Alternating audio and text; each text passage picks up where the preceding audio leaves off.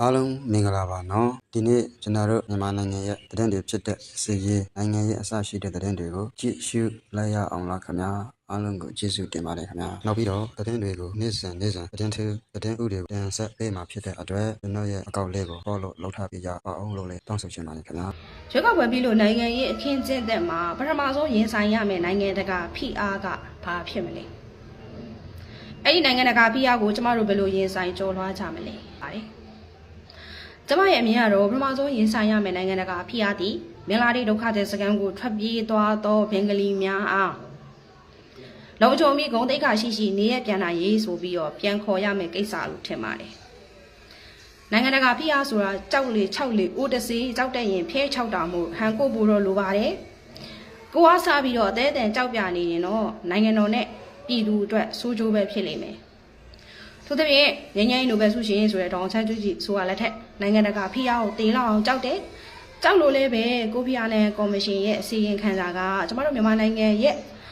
လက်ညှိုးမြေပုံကြီးပါဆိုပြီးတော့ကြောက်ထူးထုံပြီးပြောခဲ့ရတဲ့အထိဖြစ်ခဲ့တယ်အဲ့ဒီလိုနိုင်ငံတကာဖိအားကိုကြောက်ပြတော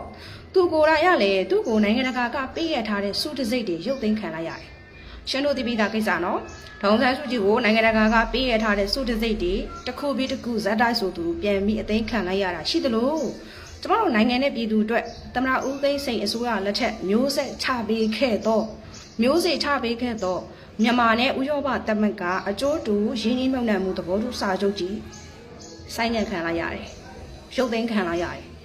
်အဲ့ဒီလိုပဲကမ္ဘာဘဏ်ကနေပြီးတော့ဝဘဏ်ကနေပြီးတော့ကျမတို့မြန်မာနိုင်ငံကိုအမေရိကန်ဒေါ်လာတန်း200ချီးပေးမယ်ကိစ္စလည်းပဲထုတ်ပေးမယ်ကိစ္စလည်းပဲဆိုင်းငံ့ခံလိုက်ရတယ်ကျမတို့မြန်မာပြည်သူတွေအားလုံးရဲ့ထမင်းအိုးကြီးရိုက်ခွဲခံလိုက်ရတယ်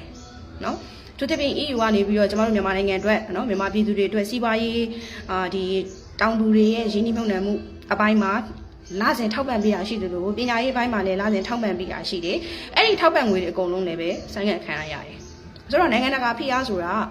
ကြောက်တဲ့ရင်တော့ဟန်ကိုဖို့လိုတယ်အရင်ကြောက်ပြတဲ့အခါမှာအဲ့ဒီလိုဖိအားတက်ရောက်မှုရှိတယ်ဆိုတော့လက်ရှိအစိုးရလက်ထက်မှာကျမတို့ရွေးကောက်ပွဲကနေအစိုးရအသစ်ပေါ်လာတဲ့အခါမှာလည်းဘင်္ဂလီတူကိုဘယ်ရွေးဘယ်ပုံဘယ်သုံးဘယ်နည်းနဲ့ဒီရက်ပြန်ခေါ်မလဲဆိုတာကအကြီးမားဆုံးဖိအားတည်းရဖြစ်လိမ့်မယ်ပထမဆုံးရင်ဆိုင်ရမယ်ဖိအားလို့မြင်ပါတယ်ဒီနေရာမှာဘင်္ဂလီတွေကိုရခိုင်ပြည်နယ်နဲ့ပြန်ခေါ်တဲ့အခါမှာနိုင်ငံရေးသမားဆိုသူတွေသတင်းမီဒီယာဆိုတဲ့လူတွေစာရေးဆရာဆိုတဲ့ community အထူးသဖြင့် VOA ကဦးကျော်စန်းနာတို့ဦးတင်မောင်တန်းတို့ခေါင်းပြူဆွဲကြိုးတွေနော်မီဒီယာအရေးခုံး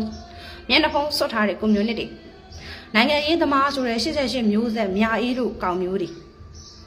စာရေးဆရာလို့မျက်နှာဖုံးဆွတ်ထားတဲ့ထင်လင်းဦးတို့ဘေလူဝါတို့လူမျိုးတွေသူတို့ရဲ့ပါဇက်ကဘယ်လိုမျိုးဝါရမိုင်းတိုက်တယ်လဲရခိုင်ပြည်ဘူးတိတောင်မောင်းတော်ကဘင်္ဂလီတွေကဘင်္ဂလားဒေ့ရှ်နဲ့သွားပြီးပေါင်းတော့မယ်ဆိုတာမျိုးသားရေးအစွန်းရောက်တဲ့လူတွေကလူမျိုးရေးအစွန်းရောက်တဲ့လူတွေ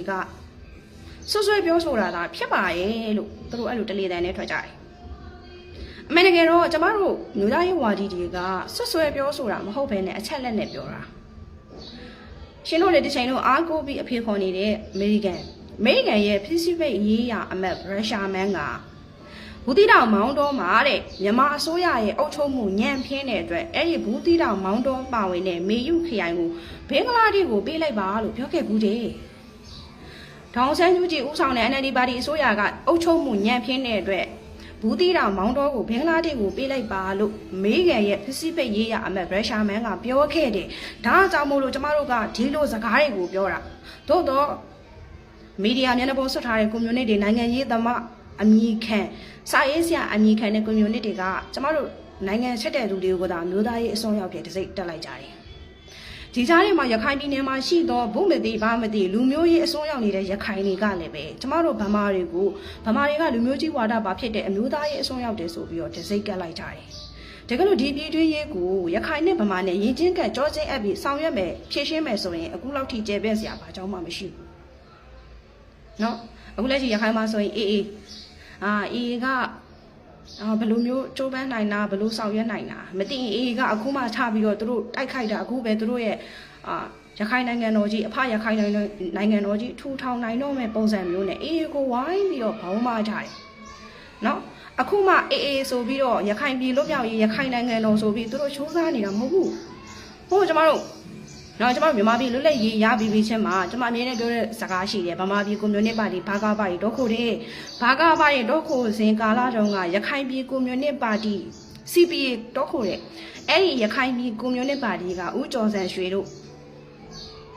တော့ခိုတဲ့အဲ့ဒီဦးကျော်စံရွှေတို့တော့ခိုပြီးနောက်ပိုင်းမှာအလန်ဒီတခင်ဆိုးတို့ဖွဲ့သူတို့ကနော်ရခိုင်ကသူတို့လွတ်မြောက်ရေးပါဆိုပြီးတော့ဘိုလ်ချုပ်နေဝင်းကဦးနေဝင်းကသူတို့ငင်းငယ်ရေးစပွဲဝိုင်းကိုခေါ်ပြီးဆွေးနွေးတဲ့အခါမှာရခိုင်ပြည်ကွန်မြူနစ်ပါတီဦးကျော်စံရွှေတို့ပြောခဲ့တာက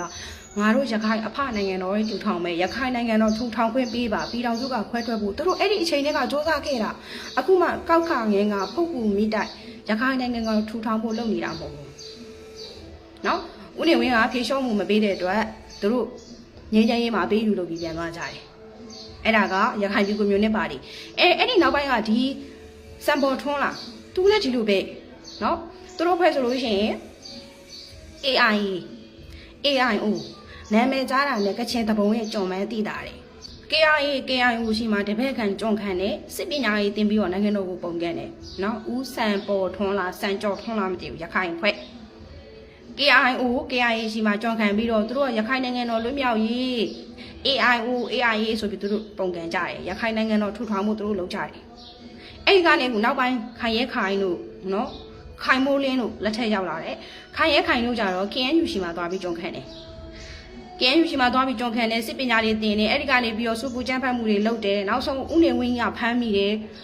အချိန်မှာလည်းဦးနေဝင်းဒီတိုင်းရင်းသားညီညွတ်ရေးကိုရှေ့ရှုပြီးတော့အဲ့ဒီခိုင်ရဲခိုင်တို့ခိုင်မိုးလင်းတို့လွတ်ငင်းပေးလိုက်တယ်သို့တော့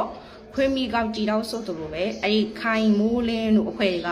ထောင်းကနေလူငင်းပေးပြီးတော့ပြန်လွတ်လာတဲ့အချိန်မှာသူတို့ထပ်ပြီးတော့တော်လန်မှုတွေလုပ်ကြတယ်ပုံခံမှုတွေလုပ်ကြတယ်အဲ့ဒီခိုင်ရခိုင်တို့ခိုင်မိုးလင်းတို့ပြီးမှအခုနောက်ပိုင်းခိုင်ရစာတို့ခိုင်ဒုက္ခတို့ထုံးမြန်းနိုင်လို့လာတာရှင်တို့တိဖို့ကရခိုင်မှာလေဟိုးအစင်ဇက်တဲ့ကအဲ့ဒီလိုလူမျိုးရေးအစွန်းရောက်ပြီးပြည်တော်စုကခွဲထွက်ဖို့တစ်ချိန်လုံးပြည်တော်စုကခွဲထွက်မယ်တစ်ချိန်လုံးမြန်မာနိုင်ငံမှာတက်တဲ့အစိုးရမှန်သမျှကိုလက်နက်ကင်ပုံကန်မယ်မရရတဲ့နည်းနဲ့တော်လန်ပုံကန်မယ်ဆိုတဲ့အကျဉ်းမြောင်းတဲ့လူမျိုးရေးစိတ်တက်တွေရှိနေတဲ့အတွက်ဒီနေ့ပြိပခါကပိုဆိုးလာတယ်ပိုပြီးကြီးထွားလာတယ်ရခိုင်နဲ့ဗမာတွေရခိုင်နဲ့နိုင်ငံအုပ်ချုပ်တဲ့အစိုးရတွေနဲ့အဲ့ဒီလိုမျိုးပြိပခါတွေများလာလေနော်အေးချင်းအိုမဲတုပ်နေတာကိုအိုမဲတုပ်ပြီးခွတ်နေတာကိုဘေးကနေထိုင်ကြည့်နေတဲ့အဖွဲ့ကကြက်ဘူးဟင်းချက်စားဖို့အစဉ်သင့်ဖြစ်နေပြီ။ဒါကြောင့်မလို့လေနိုင်ငံတကာဖိအားတွေကရခိုင်စာမျက်နှာမှာရခိုင်စစ်မျက်နှာမှာအများကြီးရင်ဆိုင်ရတယ်။လက်ရှိဆိုတော့အစ်နော်ရွေးကောက်ပွဲကနေဆိုတော့အစ်တရပေါ်ထွက်လာရင်လည်းပဲဘင်္ဂလားဒေ့ရှ်ရောက်ဘင်္ဂလီတွေကိုဘယ်လိုမျိုးပြန်ခေါ်မလဲဆိုတာကအကြီးမားဆုံးသောရင်ဆိုင်ရမယ့်နိုင်ငံတကာဖိအားလို့မြင်ပါတယ်။လက်ရှိချိန်ထိကျမတို့နိုင်ငံတော်အစိုးရဘက်ကနေပြီးတော့တနေ့ကိုလူ300နှုန်းနဲ့တစ်ပတ်ကို1500တစ်ပတ်ကို9ရက်လူ1500ပြန်ခေါ်မဲ့အစီအစဉ်ပြန်ခေါ်တဲ့အခါမှာလည်းဥနေဝင်းရဲ့မဟာအမြော်မြင်ကြီးမားစွာရေးဆွဲပေးခဲ့တော့1980တဲ့နိုင်ငံသားဥပဒေနဲ့စစ်စစ်လက်ခံရွေးချယ်ဖို့ဆောင်ရွက်ထားပါတယ်เนาะဆိုတော့ကကျမတို့မြန်မာပြည်သူတွေဒီချိန်မှာစီးလုံးရမယ့်အချိန်ဖြစ်ပြီးညီညွတ်ရမယ့်အချိန်ဖြစ်ပြီးရခိုင်နိုင်ငံတော်ကြီးထီထောင်မယ်ပြည်တော်စုကနေခွဲထွက်မယ်ဆိုတဲ့ခင်ဗျားတို့ရဲ့မအောင်မြင်တဲ့အကြံတွေဆုံးလုပ်ပြီးတော့